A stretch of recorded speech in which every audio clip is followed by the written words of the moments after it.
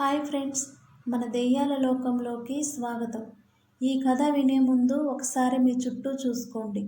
ఎందుకంటే ఈ కథలో ఉన్న చీకటి ఇప్పుడే మీ దగ్గరికి రావచ్చు.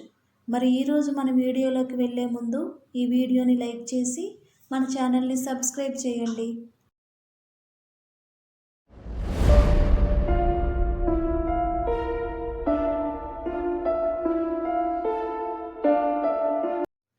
ఆంధ్రప్రదేశ్ అడవుల మధ్య ఒక చిన్న ఊరు ఉండేది. ఆ ఊరి పేరు వేలగపల్లి. ఆ ఊరు చాలా అందంగా ఉండేది. చుట్టూ పచ్చని పొలాలు, పెద్ద చెట్లు, పాత ఇల్లు. కానీ ఆ ఊరి గురించి ఒక భయంకరమైన రహస్యం ఉండేది. ఆ ఊరిలో రాత్రి 12 తర్వాత ఎవరూ బయటికి రారు. ఎందుకంటే ఆ సమయం తర్వాత ఆ ఊరిలో ఎవరికీ కనిపించని నీడ తిరుగుతుందని అంటారు. సుమారు 20 సంవత్సరాల క్రితం ఆ ఊరికి రవి అనే స్కూల్ టీచరు వచ్చాడు. అతను కొత్తగా ఉద్యోగం కోసం వచ్చాడు. గ్రామస్తులు అతనికి ఒక ఇల్లు ఇచ్చారు. ఆ ఇల్లు ఊరి చివరిలో ఉండేది. మొదటి రోజు సాయంత్రం రవి ఊరి వాళ్ళతో మాట్లాడుతూ ఉండగా ఒక వృద్ధుడు అతనికి చెప్పాడు, బాబు, రాత్రి 12 తర్వాత బయటికి రాకూడదు. ఏ శబ్దం వచ్చినా తలుపు తీయకూడదు.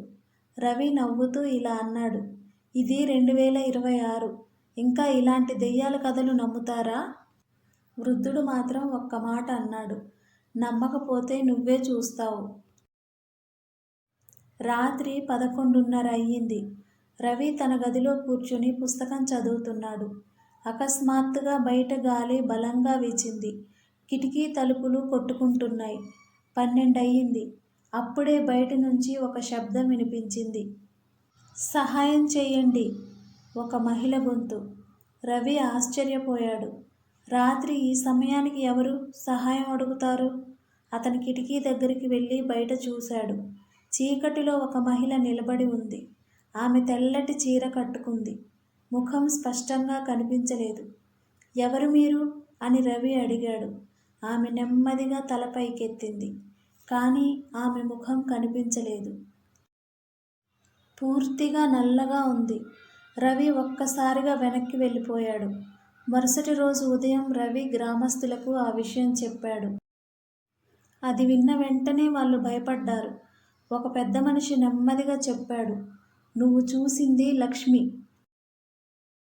రవి అడిగాడు, ఆమె ఎవరు? అప్పుడు వాళ్ళు చెప్పిన కథ విని రవి స్థాణువైపోయాడు.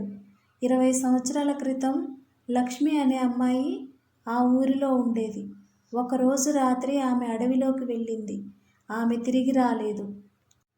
మరుసటి రోజు ఆమె శవం ఊరి బయట ఒక పాత బావిలో దొరికింది.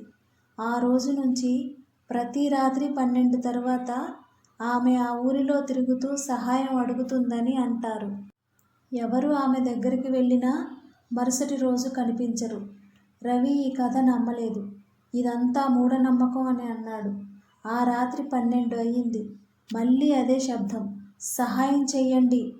ఈసారి రవి ధైర్యంగా తలుపు తెరిచాడు. బయట అదే మహిళ నిలబడి ఉంది.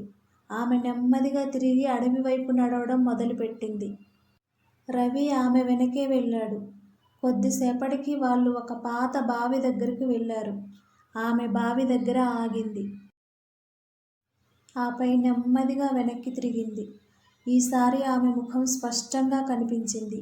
ఆమె కళ్ళు లేవు, కేవలం నల్లటి గుంటలు మాత్రమే. ఆమె నెమ్మదిగా నవ్వింది. అప్పుడు రవి ఒక్కసారిగా గ్రహించాడు, ఆమె కాళ్ళు నేలను తాకడం లేదు. ఆమె గాల్లో తేలుతుంది.